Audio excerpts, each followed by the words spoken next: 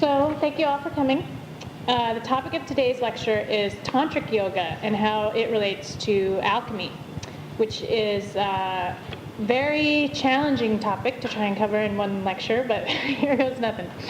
I want for you to try and keep in mind, sort of in the beginning, a couple things I said in the last lecture about shamanism, and just about how I sort of, this is China, and that there's this Altai mountain range, or the Gold Mountains, which is what Altai means, and that's sort of where all of shamanism originates, right? And that shamans are people who practice techniques of ecstasy.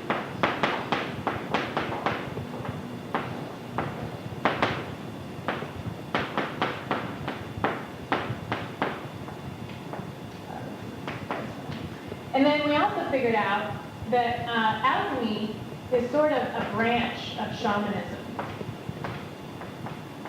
right? It's sort of like an offshoot of a group of techniques that the shamans sort of developed, and then the alchemists took over and refined and used for more specific purposes. Because Tantra relates to all of this as well. Now, if this is China, and then Siberia is up here, the Gobi Desert, and Shambhala is sort of above the Gobi Desert and the Altai Mountains. Then India is right down here. Here's like the Himalayas go up there. So, what exactly is Tantra? This is a very difficult thing to define because it spans such a huge amount of time that it has grown and changed in so many different things, and a lot of people have used it, called different things Tantra. In the dictionary, which I like to just look in for fun to see what they have to say, it says it's a division or chapter of certain sacred Hindu works in Sanskrit.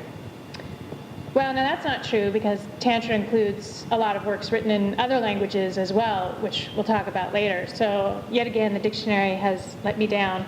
That happened a lot during the last lecture as well. The actual interpretation and meaning of the word is very difficult to get a hold of something concrete as well. The first part of the word tan in Sanskrit means to extend or continue or multiply. In mathematical terms, it would sort of be like an iteration, which is something which makes a fractal. It's like when you take something and you iterate it over and over again, like saying a mantra over and over again. And Tantra, the tra part sort of means knowledge. So it means to expand knowledge is the literal translation of the Sanskrit word. But if you look at it when it's used in a lot of the texts, you find that the Vedics, who we'll talk about in a moment, sort of take it to mean not from India or not Vedic. So when used in text, it means literally sort of foreign or un-Vedic, which I think is very interesting, right? Because that means that Tantra is definitely not, according to the dictionary, a division of Hindu sacred words in Sanskrit, if it doesn't even come from India, right? So they're of non-Vedic origin, according to some of these people. So where does Tantra come from? A lot of people ascribe it. It has to come from either one of two places: the Dravidians or the Vedas.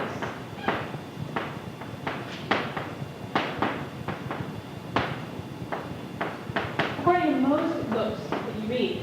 But I also have done a lot of reading that shows that its origins may be right here in this little Altai mountain range, which then sort of went over to Tibet, this Shambhala area. You think that eventually just traveled south to and then went down, which is what a popular legend says almost exactly. So, but to get more specific to what it actually means and like what sort of is included in Tantra, a lot of people think it's a religion, but really it's mostly a practice of techniques. More specifically, it's a set of techniques to attain ecstatic states, very much like shamanism. There is a whole bunch of techniques of ecstasy which are utilized by the tantrics in an attempt to unify with God.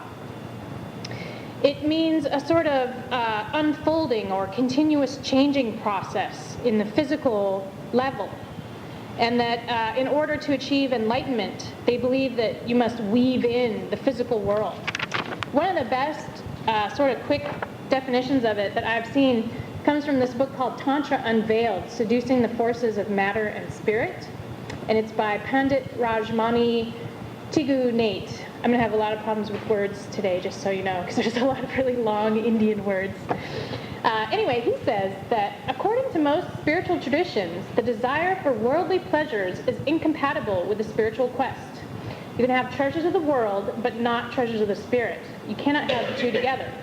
The tantric approach avoids the painful, confusing dilemma by taking the whole person into account, our human and spiritual nature. The literal meaning of Tantra is to weave, to expand, to spread, and according to Tantric adepts, we can achieve true fulfillment only when all threads of the fabric of life are woven according to the pattern designated by nature. When we're born, we all have this, but as we grow, ignorance, desire, attachment, fear, false image, tangle and tear the threads.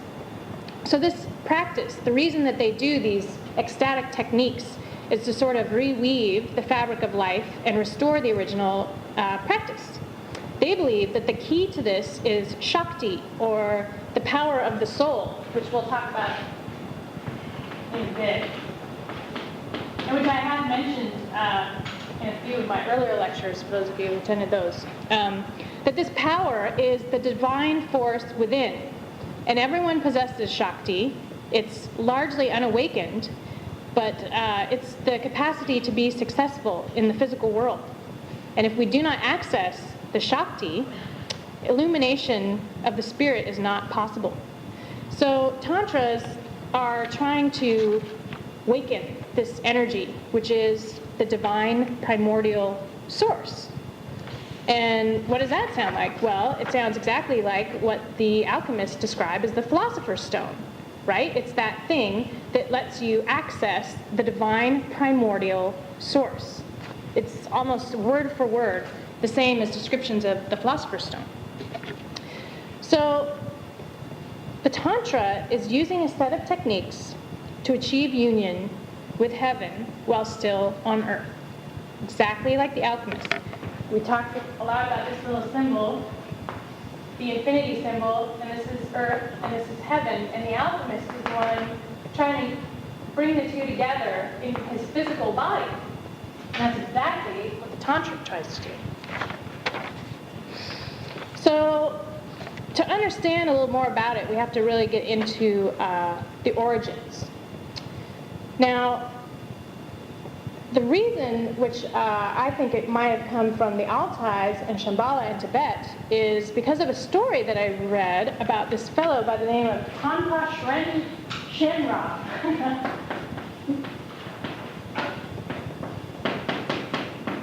And he was a Buddha. Now remember, there were a lot of Buddhas, not only Gautama Buddha. A lot of people in the West think that there was only one Buddha, Gautama, but there was actually a lot of people who supposedly attained Buddhahood. If you ever go to India, they'll talk about a lot of them. And he was one of them. And he was the founder of the Bon tradition in Tibet.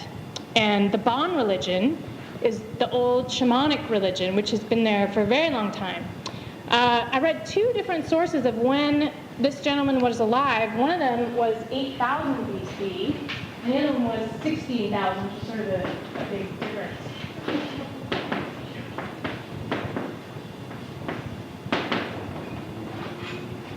And according to the legend, he was the founder of Tantra, and they called it the fifth Veda. And the story goes that Brahma, who in India and the Vedas is like, who bestowed all the knowledge, he kept the fifth Veda to himself. He didn't want to teach it to people because it was too much. He said he would reveal it to the world when it was ready, that it wasn't ready. And Shiva thought he was, being presumptuous, that he was being egotistical.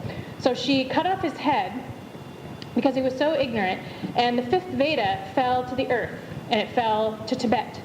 She was a Hiva. That's good to know. What's the difference really about? So Tanpa apparently picked up this fifth Veda, where it fell out of his head, and began to spread the knowledge to everybody because he was so excited about it. He spread it to all the Tibetans he could get to listen. So they call where he lived Mount Meru. Now I looked that up, and I saw in one book they said Mount Meru or Mount Altai, and the translation of Meru also means gold, which is, remember, the exact same translation as Altai. They both mean gold. So where did all this Dravidian and Vedic business come in? Well, in India, there were a people that lived there, and they were called the Dravidians. And they supposedly came up from Africa, and that's how they got to India. And there are a lot of stories from the Aryans. And they're the ones that bring in the Vedas. The Aryans invade India. And for those of you who got the little timeline that I made, I can make some more copies, but you'll see that I have on here the Aryans invade India in 1800 BC. That's 1800. But the Vedas aren't written until 1500 BC,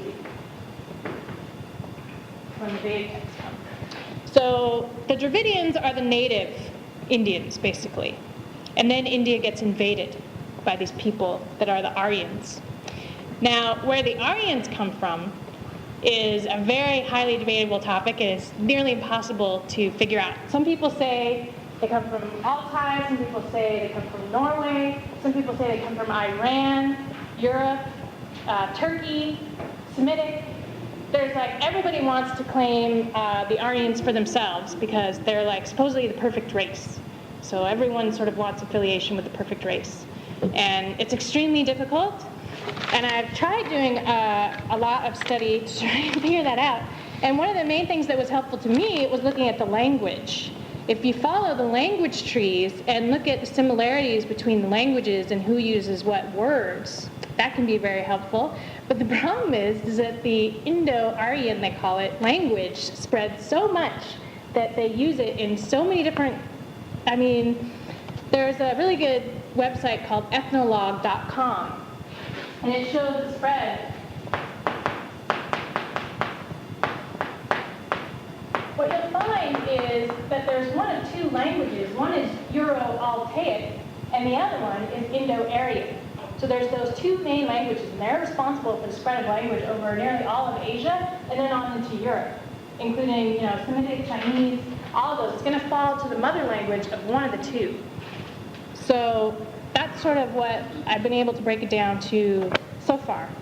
But other than that, people believe that the Aryans could be anywhere from Russia and Altai on into Europe and Iran. So that's where those people are coming from. Now, the Vedas are a group of texts which were written, they supposedly existed a lot longer before 1500 BC, but that's when they were written down, right? It was like an oral tradition before then. But 1500 BC is a very interesting date because if you look at the timeline, what happens at that same year is Thoth and Moses. And Thoth, remember, is the Egyptian, father of alchemy. He's the writer of all the Hermetic texts, which is where all alchemy comes from. And Moses could have been the same guy. We don't know for sure. There's a lot of evidence pointing they were both at the same time, in Egypt, said a lot of the similar things. So it's quite possible they were the same person. And that happens at the exact same time the Vedas are written down. And this is even more interesting, is where did the Vedas come from? This is from an article by Robert Cox called Vedic Alchemy. And he says that the Veda is traditionally viewed as aparshya, or not composed by man. The Vedic hymns are believed to be sacred and utterances of the rishis. These rishis are godlike sages who are endowed with yogic powers and enlightened consciousness. Legend has it that the rishis wrote the Vedic hymns in their exalted states of consciousness and then passed the hymns down to their descendants. Now there was a head rishi, and I'll spell that because it's very interesting. Rishi. And the head rishi was called Angiras. And he is the one that was mostly responsible for writing the Vedas.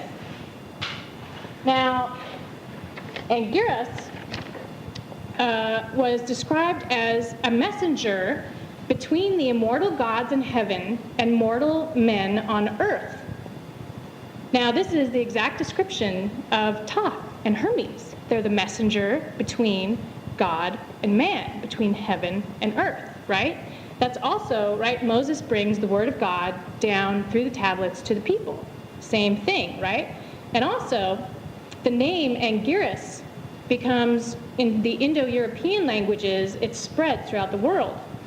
In ancient Persia, they change it into Angiros. In ancient Greek, it becomes angelos. And then in Latin, angelus. And in modern English, it becomes angel. So the name of the guy that brought the Vedas is actually translated as angel. And in my Hermaphrodite lecture, which was in the last series, I talk about how, angels are the hermaphrodites and the messengers of God, which are the ones that bring down, the word of God to the people, and how Hermes was described as an angel.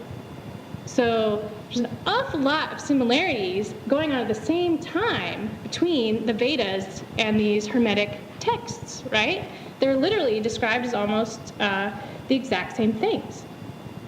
And it's also defined as the work of the sacred fire, which I think is also interesting because that's the description of a lot of Hermetic texts. Sacred fire. Also, in my shamanism lecture, they referred to shamans as masters of fire. So it's always this fire business as well that's thrown in there. So the Vedas are basically coming from the angels, in effect. So the Vedics like to say that the Vedas were before Tantra. And the Tantrics like to say that the Tantras are before Veda. So it's very difficult to sort of find out which one comes first. And I don't think you'll make any headway unless you can speak Sanskrit and you go to India and try and figure it out. But basically, the Vedas discuss Tantra in them. So we know at least that they were at the same time.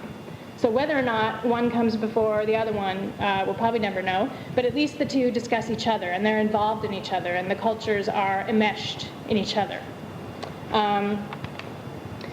In the Rig Veda, they talk about Tantra an awful lot. Usually it's described as being something that the natives do, the Dravidians, and that was then incorporated into Vedic practice. And let's see. But in the Narayana Tantra, I think that's the name of it, Narayana, it says in that actual tantric text that the Vedas come from Tantras. But that wasn't until much later. That comes in after Nagarjuna, which is like 100 AD, 130 AD. So after some time passes, the claims get a little more outrageous and you can't really figure out where they come from. Now, according to an Englishman by the name of Arthur Avalon, he was an Englishman that went over to India and studied Tantra. He also called himself Sir John Woodruff. And he wrote some of the best books in English about the subject. It's very difficult to find books in English that actually have the Tantric texts written out. But he actually writes some of them in English. How true they are, I don't know. But anyway, he says that Tantric worshippers formed the Aryan culture and society. So that's his opinion. He believes that the Aryans were all Tantrics. And if you think that they come from the Altai Mountains, and that this is where they're coming from, and they go from down Tibet on into India, right? If they're all practicing this shamanism and these techniques of ecstasy, of course they're going to be Tantrics, right? It only makes sense that the information would come down that way. So, what do we consider the Tantras is very difficult because there's thousands of texts on Tantrism. Thousands. They're written in Sanskrit, Pali, Prakrita, Tibetan, Hindi, Bengali, Finno-Ugric, Siberian. There are so many different languages that they're written in, and so many different kinds of texts that it's very difficult to sort of narrow it down. Again, if you follow the language and the time periods, that can make it a little easier. That's an enormously huge job, and unfortunately I didn't do that for you. But what I did do was I made a little chart, this little tantric chart. Did everybody get it? Does anybody not have it? I think everybody has it. Oh, you didn't get one?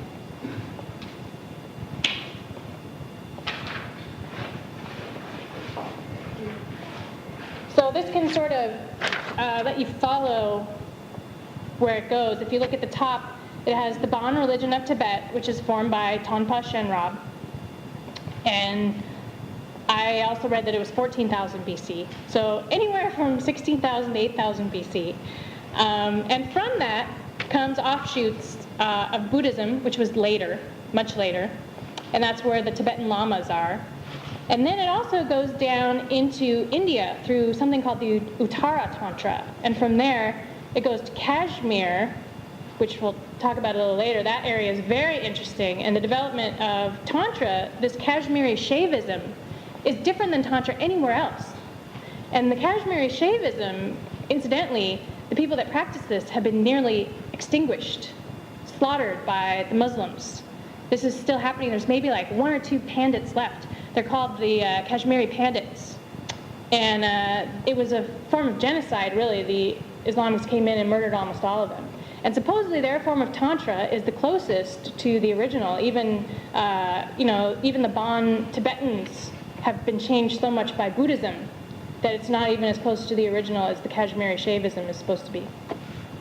And from that, you get Tantric Islam, because the Muslims come in and, kill them all, and I guess read some of their books while they were at it. And then you also get Shudroid Shaivism, which goes down into Africa. And that's where you get voodoo, and, then which goes over to Haiti and, Santeria and all that kind of stuff. And then it also goes into Purvi and Orissa Tantrism, which are then more southern India and in Bengal, and that sort of goes into more of like the Hindu religion. So we have that side is more Buddhism on the left, and then on the right it gets more into Hinduism. Now what kinds of Tantra are there? There are a lot of different kinds of Tantra. We have, in Tibet, the main kind of Tantra is Vajrayana and Kalachakra Tantra are the 2 main kinds. Vajrayana means the diamond vehicle, which is very interesting in alchemy because it's also called the adamantine vehicle, which means you make your vehicle as hard as a diamond, or adamantine, right? Adam is the first man, the primordial being who is incorruptible, immortal, insusceptible to death, right?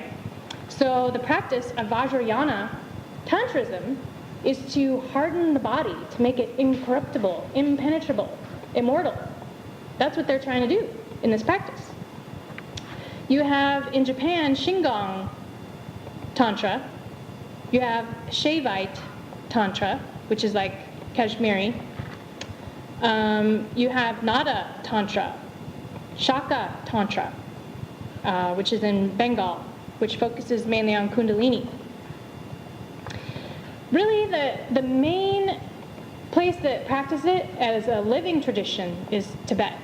Like they practice Kalachakra Tantra and Vajrayana. In India, you're going to have a little more of a difficult time finding actual tantrics. Because if they are there, they're not going to be talking about their tantrism, because people in India don't like it. They think it's a pagan religion. They think it's the devil's religion. They think it's very, very bad for reasons that we'll discuss later. It's not completely unfounded. In India, it went underground because you were killed if you were a tantra by the Vedas, because they believed that it was total hedonism.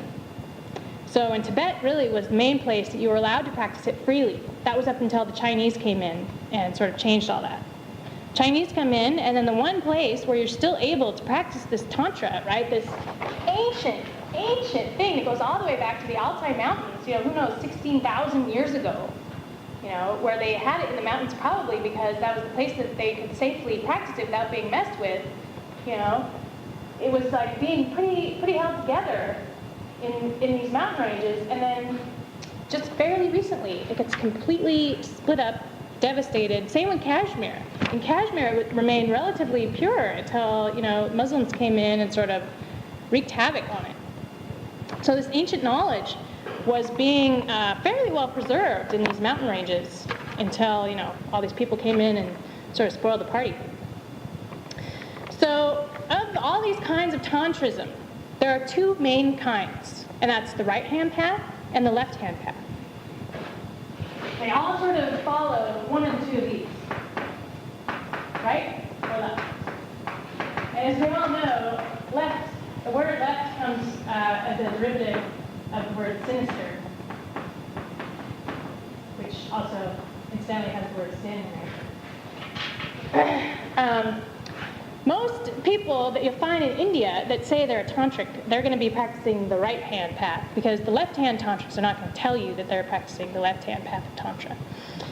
So pretty much any experience that you'd have, not that you're going to have an experience with a tantric, because they're few and far between these days. But if you did and you were able to talk to them, they would more often than not be right-hand path. Now the right-hand path are ascetics.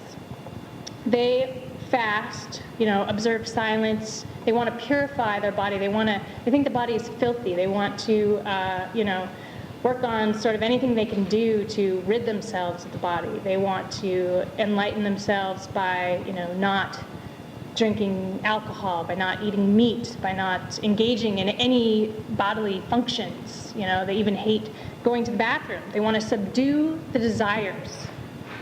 Right-hand path is about subduing. Subdue the desire. Push it down, like the Catholic Church. The left-hand path uses desire to attain enlightenment. They revel in it. Now, this is something most people don't know. If you are a left-hand tantric, you have mastered the right-hand path, firstly. And then, and only then, do you go to the left-hand path.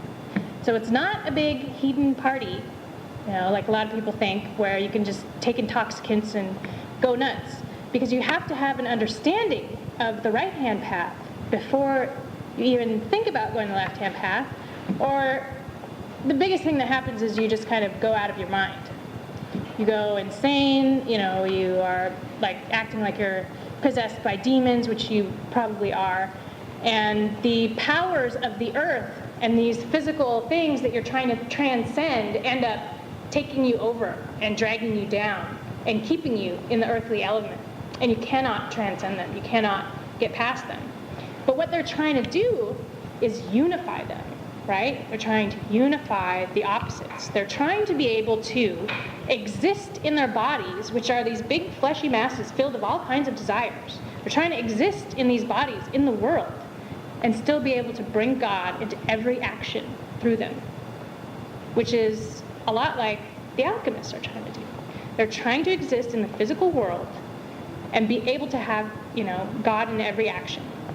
Every action be pure. So, what are the main goals of a tantric? They want to awaken the divine force within them.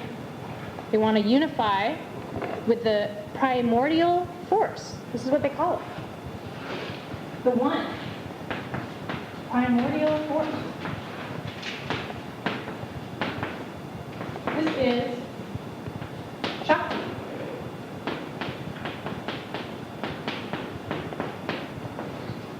Which is the feminine aspect of Shiva, the man. Then Shiva.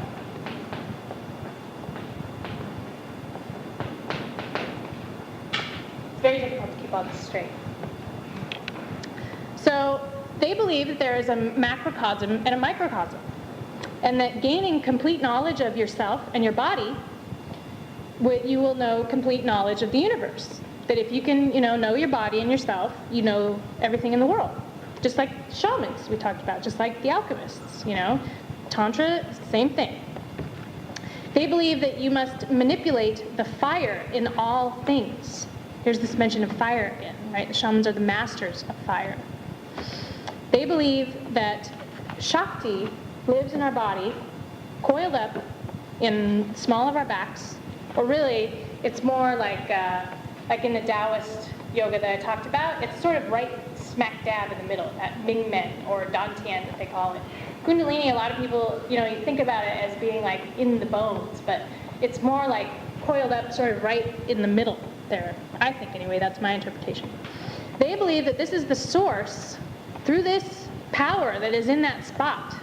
This is how we will unify with the divine. This is the passport, right? Through this is how you attain godlike ability. This is how you can be as the creator.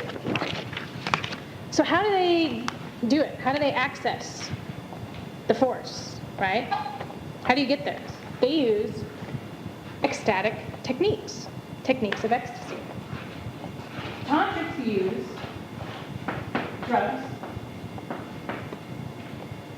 or plants.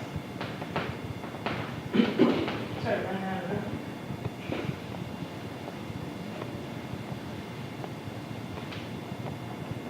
Drugs and plants, imagery, sound, body manipulation through mudras in yoga. Sound is mantra. This is yantra. And then they also throw sex as an ecstatic technique. Now, all the ones except for sex were ones that I listed on the shamanism lecture. These are all things that the shamans also use as techniques of ecstasy. The imagery used by the shamans was a little different. The tantrics get very specific. These yantras, they're basically mandalas. Everybody's seen a picture of a mandala somewhere. Tibetan, it's usually most common. But they're like a mathematical equation, sort of. It's geometrical shapes arranged specifically in numerical sequences to produce a desired effect. It's like a trigger. These yantras, or images, are able to be used to trigger an ecstatic state so that you can literally talk to God or, have an experience with God. A gentleman by the name of Svoboda, who wrote a book called Agora, which is another type of consciousness. Actually a pretty good book. There are 3 of them. Yeah, they're really good. He says that yantra contains the energy, reflecting it back upon itself until it can accumulate to the point where it's a laser of its own accord projecting itself. The projection assumes the form of deity. When mantras are employed, the energy will continue to accumulate until it's used or otherwise discharged. So you can literally, by looking at something, put energy into it like a storehouse, and then it can put that energy back into you. Yantras are something like a capacitor. They're frequently diagrams drawn on birch bark, crystals, or copper plates. Or they can be drawn with powder or sand, right? Like the Tibetans are famous for the mandalas they make out of sand, and then they blow them away to represent how changing the universe is. These images may be used as yantras, and the best yantra is said to be the human body. So when using imagery, if you can, imagine things inside your own body, that's obviously the best, because that's what you're trying to get to know, and in that way know the universe. If you can not need to look at that picture, and you can use imagery on your own body, which is very difficult. Most people try the hardest they can not to think about their body. It's very powerful, and if you can use the imagery to get to know your body, that's how you're going to unlock most of this information. So they use drugs and plants, like the shamans. The Indians and the Aryans,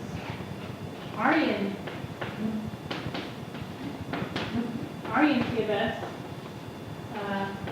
I'm so bad at spelling this, it's like Ayurvedic? Yeah, that's it.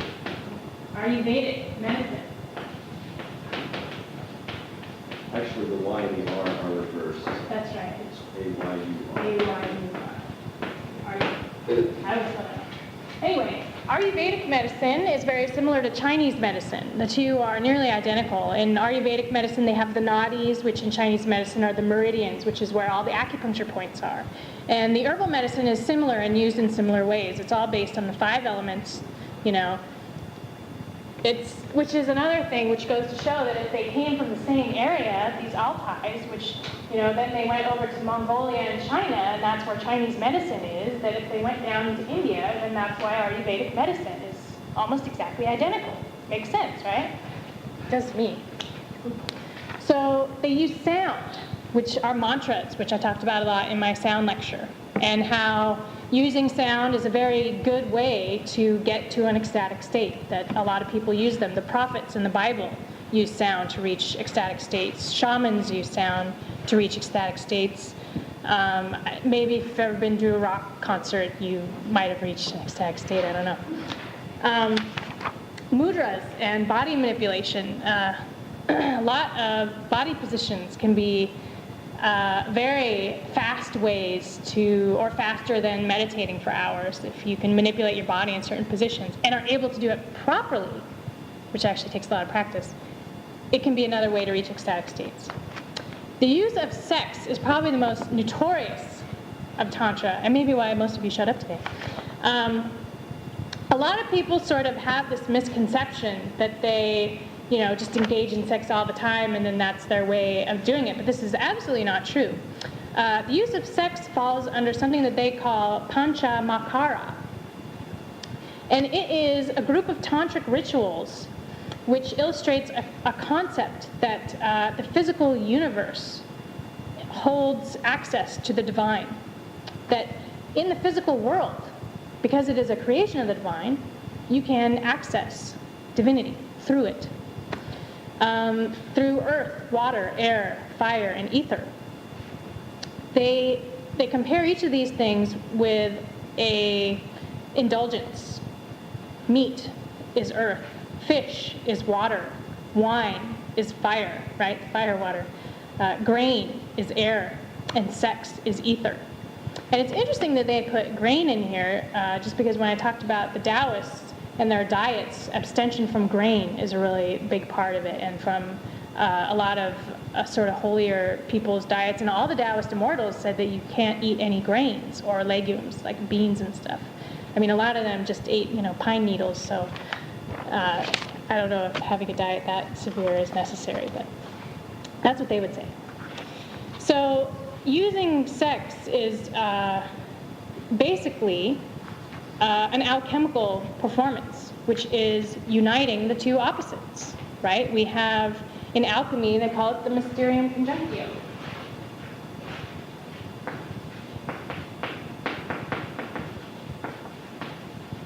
I always call this wrong. Conjunctio. And it is unification of the male and female principles, right? We all have male and female principles in our bodies, and if you think about it, as you isolated, you do the different yogic things to unify in your own body, but you can also do this with another person, right? And that's, when properly performed in certain ways, That is the goal of this, is to attain unification of the two opposites and thus transcend it. In tantric terms, this is from George Feuerstein's book, Tantra, Path to Ecstasy. And he says that in tantric terms, the alchemical gold is a state of ecstasy deriving from the marital bliss of God and goddess, that filtering down from their celestial abode into the dully prepared body of the tantrika, and the tantrika is the one who's practicing tantra. The yogin's rapture is the conscious experience of direct participation in the fundamental nature of existence. Now remember, we talked about rapture last week in the shamanism lecture, and my dictionary said it was ecstasy, and then, my dictionary said ecstasy was rapture. It did the trick where it defines one with the other. I think I should get a different dictionary. Anyway, it also says that parallels between Tantra, Ayurveda, and alchemy all have their origin in the philosophy that the universe, in sexual terms, is a creation of Shiva and Shakti. In the medieval Indian alchemy, the fluid of the goddess was equated with sulfur, and then the fluid of Shiva was mercury. And when you combine the two together, you get gold. Right? That's what it produces. It is the essence of creation. So why doesn't everybody do this every time they have sex, right? Like, why doesn't it work every time you engage in it? Well, it's not that easy. You have to transmute this earthy sort of lust and desire into a sacrifice. And that is what the tantrics do. That's what they do every time they drink, take drugs, eat meat, and engage in sexual practices. It's an absolute sacrifice. And most tantrics, when they're engaging in this sexual act, especially at first, will do it in a cemetery or crematory ground next to, on, or near corpses. There is an awful lot of activity for the tantrics in the graveyard, and most of the sexual activity that takes place will be in this area. And the reason is that they're trying to gain knowledge of the physical world, right? Death is a big part of that.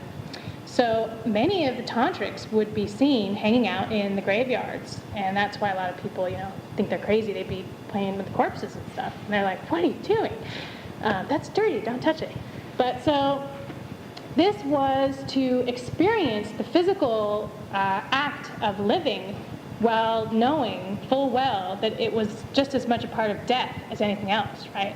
So it's kind of hard to think that, lust would be something involved when you're in the middle of, a bunch of burned bodies.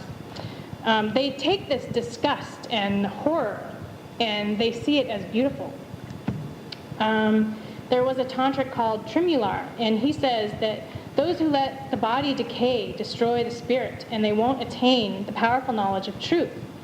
Having learned the skill of fostering the body and nurturing the soul, formerly I thought that the body was foul, was dead, and I saw that there was ultimate reality within the body, that the perfect one enters the temple of the body, so I protect and preserve it. And he said, for those pure in mind, everything is pure. For those whose mind is defiled with misconceptions and base emotions, everything pure is polluted. The tantrikas are not afraid to dive deeper into matter and recover the very principle of consciousness, the very core of matter.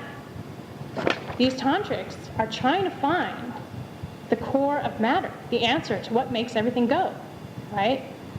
This is what alchemists are doing. We have, tantrics are trying to figure out, through experiencing it, if this is an atom, what it was that was at the heart of that. And according to the alchemists, that's the philosopher's stone, that thing that's making everything go. And the alchemists had to experience it as well. That's why they undergo the experiments. They have to live it. They have to do it. It's something that you actively pursue. Tantrics believe the same thing. They thought that, there was a component that involves meditation, strengthening yourself, preparing yourself, but that you can't You can't find out what it is through just sitting in a room somewhere. You're not going to gain the answers. You have to participate in the physical world. It has to be an experience. You won't just figure it out sitting around. So the actual word yoga.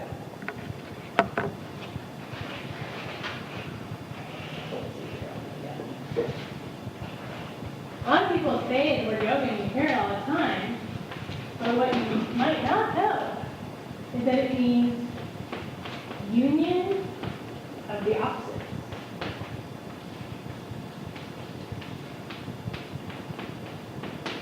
True yoga is not necessarily just something that you do with your body. It's something that happens in your mind, in your soul. It's the unification of the two opposites. Literally, that's what it means, which is, right, the ultimate pursuit of the alchemists, the formation of the hermaphrodite, the gaining of the philosopher's stone. In yogic tantrics, they do this by way of siddhi, that's what they call it. They do the ecstatic techniques, get to know, they have this experience. And depending on what ecstatic technique you've mastered and what you do and what you learn from that experience, you are then endowed with different siddhis. And these siddhis are basically magical powers, essentially. Flying, walking on water, being able to make gold, transmute matter. These are all things that are attributed to the tantric yogis. I talked about last week how in the shamanism lecture, flying, right, is a big aspect of all the yogis in Tibet, India, the Taoist immortals, the Taoist alchemists, right? Go Hung talks in his book that the best alchemists are the ones who know how to fly. And there are specific techniques that you must do for each of these different siddhis, right? Depending on which one you do, you'll be able to be attributed with a different aspect. You can get all-powerful healing, for example, with a specific technique. You can get flying with a specific technique. And diet, for that matter. Like, people who want to fly are said to have to eat a certain thing only. Like, Milarepa only ate nettles. And a lot of people say that's why he was able to learn to fly, and do all these other things. And incidentally, his skin also turned a little green because of that. Some people said he could actually photosynthesize. Yeah, that's what the Tibetans say. Which is called yoga without consciousness. That's right. So, there was an entire in-depth tradition of this tantric alchemical techniques to get these siddhis. And it later became known as Rasayana.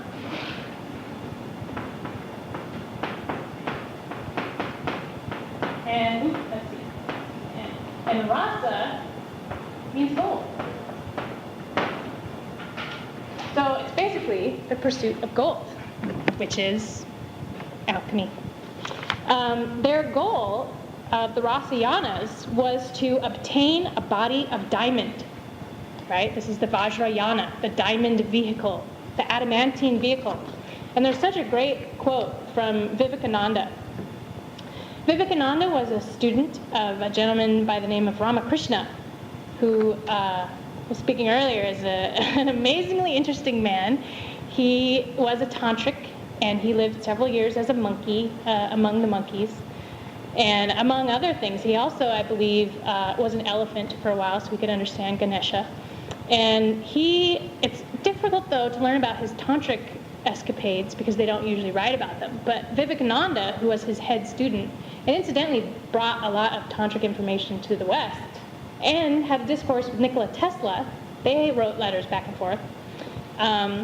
He says in his book on Raja Yoga that there was a sect called Rasayanas, and their idea was that knowledge, spirituality, and religion were okay, but that the body was an instrument in which we could attain spirituality and religion, and that it must be included. If the body could be made strong and perfect, we could have more time to be spiritual. So the Rasayanas say, make the body very strong, and then the body can be immortal. Why is it possible that we should keep our bodies all the time? As soon as this body dies, we have to make another. If we do that, why can we not do that just here and now without getting out? If it is possible that we live after death and make new bodies, why is it impossible that we should have the power of making bodies here without entirely dissolving this body, simply changing it continually? They thought that this was done through mercury and sulfur, in which was hidden the most wonderful power, and that by certain preparations of these, a man could keep his body alive as long as he likes. This is identical to the Hermetic texts which are coming out of Egypt, right?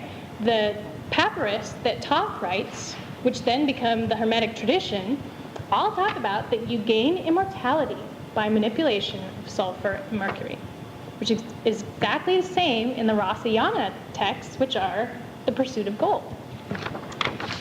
So through this physical practice, they want to transcend death and become immortal so that they can experience God while remaining in their physical body. In alchemy, this is called solve e coagula.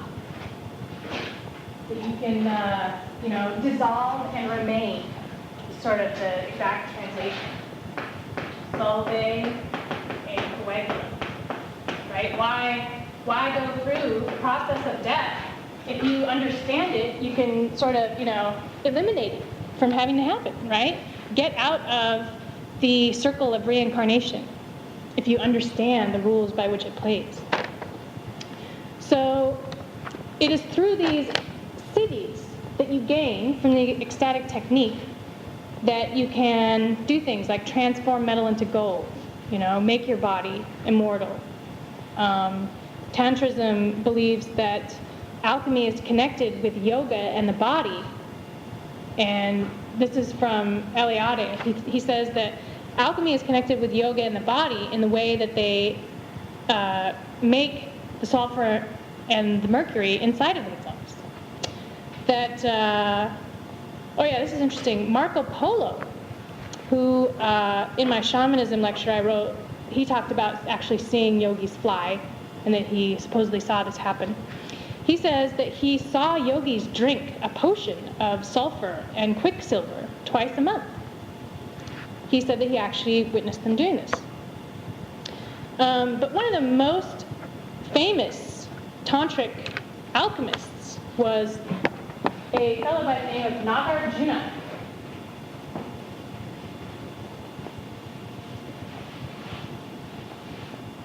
And he's believed to have been a Rasayana as well. Nagarjuna. And he is on the little timeline here. He's at 130 AD. And he lives in Kashmir, which, if you remember, is the area of India which I talked about had the Shaivism Tantra, which was the Pandits, and then, later on they got knocked down by the Muslims. But Nagarjuna was from this region, and he was after Buddha, and he studied a sort of Buddhist Tantrism. That was his main deal. But he got all of his information from snakes, these serpents. And the word Naga, that's where he got his name. Naga means serpent or snake. And I spoke a little bit last week about the Nagas and just how snakes seem to pass on this knowledge to people. We have Poimanders, who gives it to Hermes, right? Thoth gets all of his information about the rules of the universe through a big snake. We have the snake that gives the knowledge to Adam and Eve on the tree of life and all this business. In China, Fuzi, the founder of Chinese Taoist philosophy, is half man, half snake. So these Nagas, in the language of Kashmir, the word for a spring is Naga, and also snake, and they are considered to be the earliest inhabitants of the region of Kashmir, are these snake people. In a sense, this is borne out by geology, because the valley was once a huge span of water, which was like a big dam.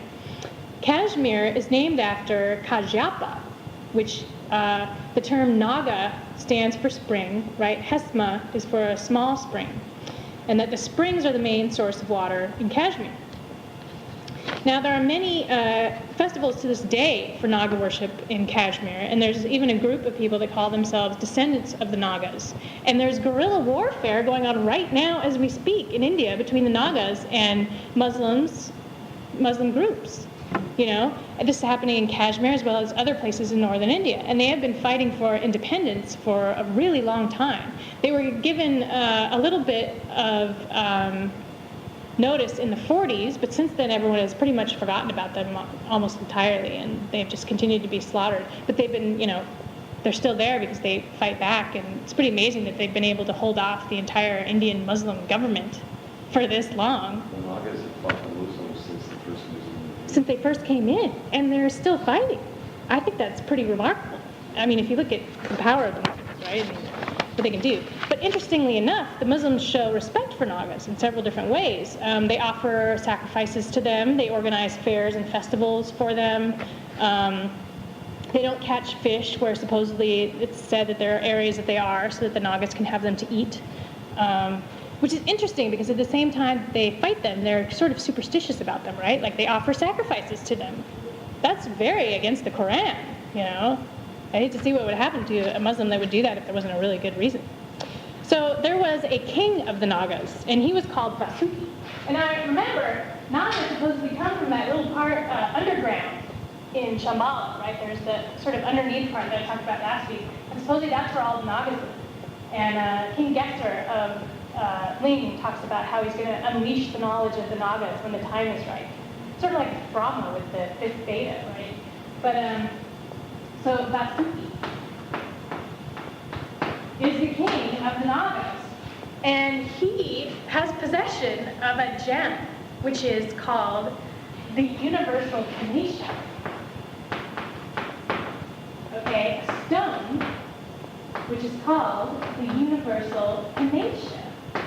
That's exactly what they call the Philosopher's Stone in a lot of alchemical texts. So the Naga king is the one who possesses the Philosopher's Stone, essentially. And he wears it on his head and shares it with those who, pass all the initiatory tests. Now, in Tantra, these Nagas are sacred, and they are sort of the holders to all this knowledge. And Nagarjuna was supposedly able to speak with these people, and that's where he got all of this information from. So in his texts are contained preparations for Elixir of Life, basically. It's full of alchemical concepts of transmutation of gold. Supposedly there are texts not written by Nagarjuna but by other people that describe instances where he flew, where he made gold, where he did all these things. And remember, this is 130 AD. This is after Jesus. This is not that long ago that there's these stories of this man doing these things. I mean, there's obviously all the European alchemist stories say that they could make gold and all this, but this is a holy Buddhist man living in the Kashmiri mountains who is doing all these things, and it's very well documented. So he could also, this is interesting, according to one account, he shrunk himself to the size of an atom. Now, I don't know how you could see him shrink himself to the size of the atom because he would sort of disappear. But so all of his texts are based on tantric techniques, which he performs, these techniques of ecstasy, which give him the siddhis, and then he gets the Philosopher's Stone. Now, the reason I picked Nagarjuna to talk about is because it also relates to the left-hand path of Tantra, because Nagarjuna, before he attained his enlightenment, was an absolute rogue. He would murder people, rape people. He had supposedly an insatiable sexual appetite, right? He was a total ne'er-do-well, like the worst. And he eventually, sort of got sick of it because he was sort of this dashing young man who was capable of doing whatever he wanted. And then he sort of stopped to think about what it all means, I guess, or something. And through this desire and through his desires, this indulgence in his desires, he was able to realize that there was divinity in the physical world, right? Even though it started as sort of an anti-tantric philosophy, it was through this process that he was able to gain his actual enlightenment. There was another individual that did this as well by the name of Gandhi. Mahatma Gandhi was scandalously oversexed before he attained his enlightenment. And when his father died, he missed the funeral and the whole thing, him dying on a funeral bed, because he was out stripping a bunch of ladies. And so Gandhi, through his process of enlightenment, one of the things that he did, he realized that he had this problem, so he locked himself in this room with hundreds of beautiful naked women and stayed in there until he didn't want any of them anymore. That's what he did. That's how the story goes. And then out comes Gandhi. Pretty amazing, right? Obviously he had a lot of other stuff going on in his head, but it's not as easy as all that. But that's, yeah. But there are several accounts of this happening. So, yeah, not making it up. In nearly all the tantric texts that there are, they discuss alchemical processes, these methods of changing gold. I can list them for you, but I'm not going to write them down because they're so long. It'll take like a half an hour. There's one in the Sabhasa Tasa Magara, the Sadama Mata, the Siva Samhita. These are just several of the texts which describe in detail these alchemical processes to get the cities to turn the gold, to make the body impenetrable and immortal. And remember, these are all around in 1500 BC, same time, as the Hermetic texts, as Moses, which then in 1200 BC, that's when the Bible comes out. So that's, the time frame that we're dealing with here. They have a saying in the Vedas, actually, that is Amtram Ayur Hiranyam, which literally translated means gold is immortality. That's a pretty alchemical concept, if you ask me. So a lot of people think that alchemy is just a yoga of the West. David Goddard, in his book, The Tower of Alchemy, says that alchemy is nothing more than the yoga of the West. The word yoga means union or conjugal. It comes from the same root. The aim of yoga and alchemy is the same. Union with that which is both the source and the goal of all that is. This ultimate attainment is represented by symbolism, the completion of the great work in alchemy, and by the serpent power in Kundalini in Tantra. This signifies the source and the goal are becoming one in an unending circle of eternity. This goal in both is the same. This is from Shamanism, an expanded view of reality, edited by Shirley Nicholson. And she says that Tantric yoga in India and Tibet and Taoist yoga practices in China are closely allied to alchemy. Alchemy in India and China, as well as Tantra and Taoism, emphasize that transmuting the physical body and practices of regeneration and longevity, along with seeking higher transcendental states of consciousness, are the mainstay of these disciplines. She also says that this theme of ascent, which is symbolized by Kundalini energy, and in alchemy, the journey through the process, that this is described as ascending through the levels or sheaths of finer substance. Now, this is interesting they use the word sheaths, because in my Kabbalah lecture, I talk about how they have these klippa, right, which are sort of the shells that covered all the light that comes, the divine light that comes down into the world as matter, right? It's shielded. And if you think of what an atom is, and nuclear energy, if you break the sheath of the atom, what do you have but pure energy and light, right? It's these sheaths that the alchemists and the tantrics and the shamans are trying to break into so they can access that divinity. That if you can break the sheath, right, you release the nuclear energy. And what is the nuclear energy? God, What is that in there making it go? It's that divine source, or ultimate source. If you don't believe in God, you can say it's, the primordial source. So they're both seeking the same thing, and they use, actually in India, they use metals and gems an awful lot. This is used in Tantric alchemy. This is by Svoboda in the Book of Gora again. He says that Indian alchemists, like their Western counterparts, searched for the philosopher's stone, the way to turn base metals into gold. Well, exoterically, this metal was iron or lead, Esoterically, the reference was to the transmutation of the individual's consciousness into the gold of enlightenment. That this state of unlimited consciousness suggests that the transmutation of the base metal of the body into the gold of immortality was through the elixir of life, or Amrita. And Amrita is an interesting word, especially yogically. Amrita means, literally, the gold produced in your body. It's the golden substance which your pituitary gland makes. The pituitary gland in your head secretes a substance which is supposedly golden, and that's very important in yoga because if you can control and contain that substance in, like, they call it the microcosmic orbit, but supposedly through breathing manipulation, you're supposed to collect it and have it travel down to your dantian where you manipulate it and cook it.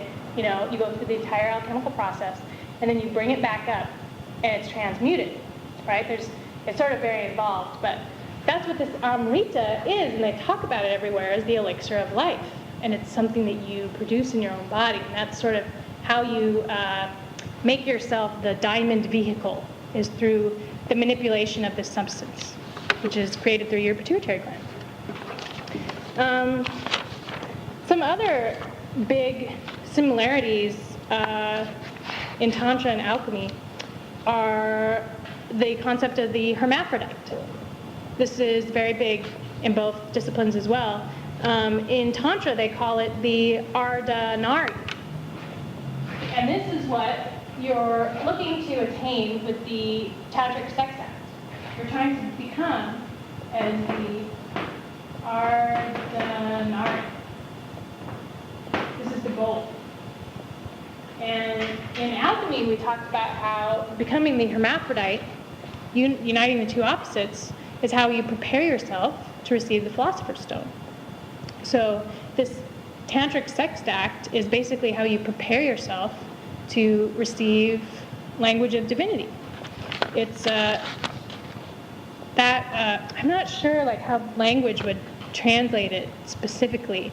It's so difficult because I like to really get into, you know, the origin of the words and stuff and break them down into what they mean, but I really have a hard time doing that with a lot of the Indian words because it's so difficult. But let's take a little break maybe for like, do you guys want to take a break or just keep going?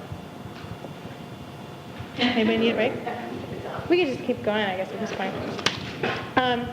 Another thing that's kind of funny that both of them sort of have in common is a lot of defecation and urine references. The Tantrics do an awful lot of stuff with poop and pee in their worship, which was another contributing factor to people thinking that they were completely out of their minds. But so did the alchemists. A lot of words for the Philosopher's Stone in my Philosopher's Stone lecture were, you know, they would call it defecatum, and, you know, they would name it after all these bodily fluids, because what is in bodily fluids, right? But the, you know, parts of creation, part of you.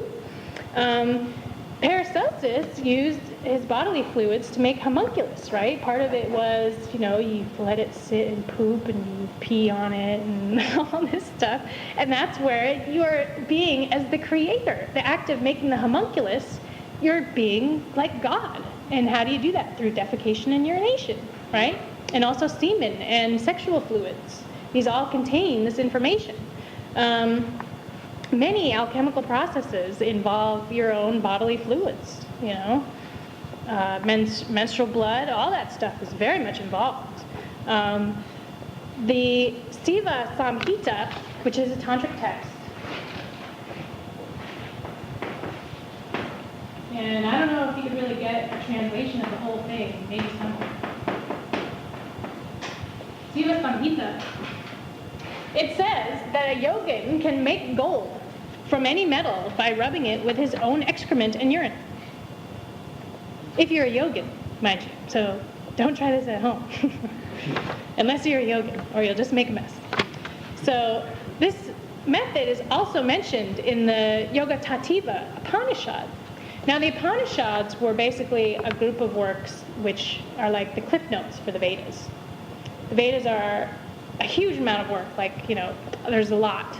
And later on, several scholars wrote the Upanishads, which was like, a distilled version of a lot of Vedic knowledge. And part of the knowledge that made its way in there was how to make gold with your urine and defecation. Part of the alchemical processes are in the Upanishads. They don't really give you the entire way to do it. They just sort of discuss it, right? Like if you were actually going to do this, you have to go through the whole schmear, pardon the pun.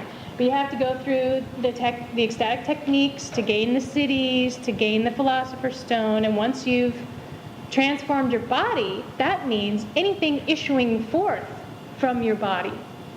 Okay? Anything that is from your body contains that transcended ability to manipulate matter, to have effect on the world. If you talk to someone, you'll affect them if you're in that state. If you sit down and listen to someone who's actually, a tantric yogi, you will be transmuted. That's the effect, That's how the Philosopher's Stone works, That's why they say anyone who touches it, anything it touches will turn to gold. It's because the vibrational frequency is so high. Just like when you hear the sound of a vibration, a certain frequency, it's going to affect you. And someone who has reached that high vibrational frequency, that emits into everything around them.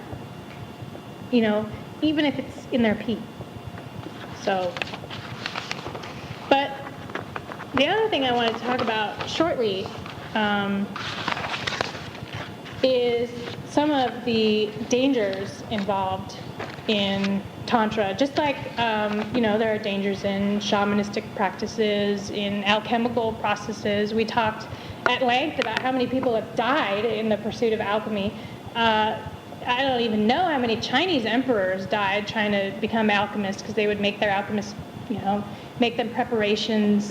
Many people in Europe died because they just ate a bunch of mercury and ate a bunch of sulfur and then thought that's all you needed to do. In Tantra, you have to have a guru. This is what they say. You have to have a teacher. You cannot only experience it and read about it in books, because even the Tantric texts leave certain things out that were only passed down by word of mouth, from generation to generation, teacher to teacher. In the Book of Gora, again, by Svoboda, he says that the merely curious have no business dabbling in Tantra, but that some so-called gurus in the West encourage their half-baked followers to do so. Tantric rituals are sacrificial rites through herbs, minerals, animals, sex, drugs. They are used as offerings. They're secondary to the true offering, which is the sacrifice of one's self. That you have to completely sacrifice yourself if you're going to do it. You can't just go in thinking it'll be a hobby that you can do, after you watched, Party 5 or whatever. This is why Tantra has always been a closely guarded secret, right? We have the secrecy in alchemy as well, for a good reason. The danger of abusable knowledge falling into the hands of the unworthy has limited its spread. One should never seek to practice classical Tantra without a guru, because no Tantric text exists which provide thoroughly accurate details of any of the rituals. Each text omits an essential step or includes false information on purpose. And only through a guru can the reality handed down from teacher to disciple over generations be known. Very similar to alchemy, right? They make these intense pictures and paintings using, symbols and archetypes to try and relay this information, but you can't really understand how it's done just by looking at these pictures and reading the texts. It's an experience that you have to go through yourself, and you need to be guided on that experience.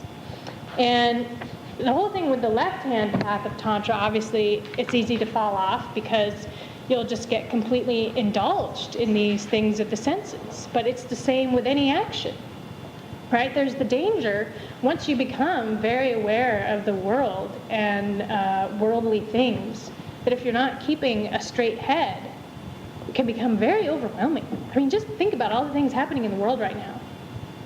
Can you imagine if you were completely aware of them without a good understanding? You would really go nuts. I mean, think about what's happening in Afghanistan right now. Think about all the horrors, the suffering. There'd be a lot of joy and ecstasy as well. But if you're not fully prepared to receive this information, it will completely wreak havoc on your soul. So this is why you have to go through these disciplines. This is why it takes such a long time. You have to go through, all the right-hand tantra, saying the mantras hundreds of thousands of times. This is why you have to stare at the yantra for like 300,000 hours or whatever. It's for a reason. This is why you do yoga. You're preparing yourself to receive these things. You're preparing your body and your mind to be able to get to a higher level. They call it, I made a lot of references to climbing a ladder in the shamanism lecture, right? They say that that's how you get to these places, is climbing a ladder. And they use this in alchemy as well, and in the Bible, right? Jacob's ladder. This is how you ascend and descend. In Tantra, they call it a ladder of swords. Because if you vary or waver just a little bit, you'll fall off the edge of that sword and fall all the way down to the bottom of the ladder, which happens a lot. In my Tibetan lecture, I'll talk a little bit about this and how many yogis die during this process of trying to be a yogi. And in the shaman lecture, I mentioned as well how many shamans don't make it through the initiation. They are overwhelmed by the fear. It's usually the fear and the suffering which gets you. Or in some tantric cases, maybe the lust and ecstasy will overwhelm you, and you won't be able to make it. But mostly, it's the fear and suffering that are going to be the biggest impediments in your search for this. So this is why they have these alchemical processes, is to prepare you to get over this fear and suffering, right? And what's the biggest, Buddhist thing, well, in all religions, is that it's this trying to rid suffering, and trying to get rid of this suffering which is inherent in physical existence. So the tantrics were, engaging in the suffering of physical existence, being in the graveyard, looking at all this nasty business so that they could prepare themselves to deal with that suffering, right? You have to look at suffering. It's a part of the universe. So the tantrics relished in it, and through that were able to transcend it. So I would say that tantrics, if alchemy is an offshoot of shamanism, tantrics then take a further little sort of niche where they focus on that one aspect of, trying to use the alchemical process for just a certain aspect, right? Trying to master that one aspect of using, the physicality. That's their main focus of their shamanic alchemical experience, is this physical existence. So that's all I have for today.